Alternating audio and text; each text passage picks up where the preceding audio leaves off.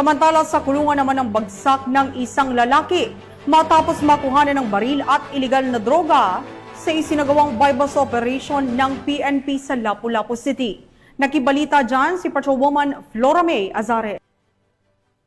Himas rehas ang isang lalaki matapos itong makuhanan ng baril at 34,000 pisong halaga ng shabu matapos magsagawa ng bypass operation ang mga kapulisan ng Lapu-Lapu City sa Zone Lito, Barangay Kalawisan, Lapu-Lapu City, Cebu noong ika-18 ng Marso taong kasalukuyan.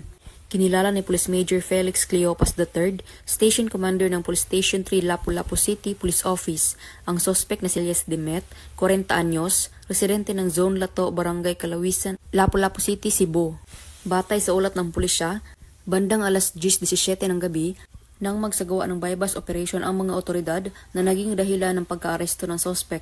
Na-recover mula rito ang isang 9mm caliber revolver, isang bala, at 6 na pakete ng hinihinalang shabu na aabot sa 5 gramo at may standard drug price na 34,000 pesos at bypass money.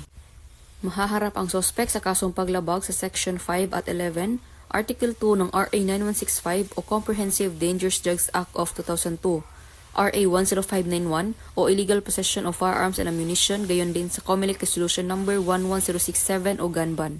Katuwang iba't ibang ahensya ng pamahalaan, walang tigil ang mga kapulisan ng Lapu-Lapu City sa kanilang operasyon laban sa lahat ng uri ng kriminalidad upang mapanagot ang mga individual na nasa likod ng mga iligal na gawain ito. Dahil sa bagong Pilipinas, ang gusto ng pulis, ligtas ka. Mula dito sa Central Visayas, ako ang inyong PNN correspondent, Patrolwoman Flora May Azares, alagad ng batas, tagataguyod ng Balitang Pulis.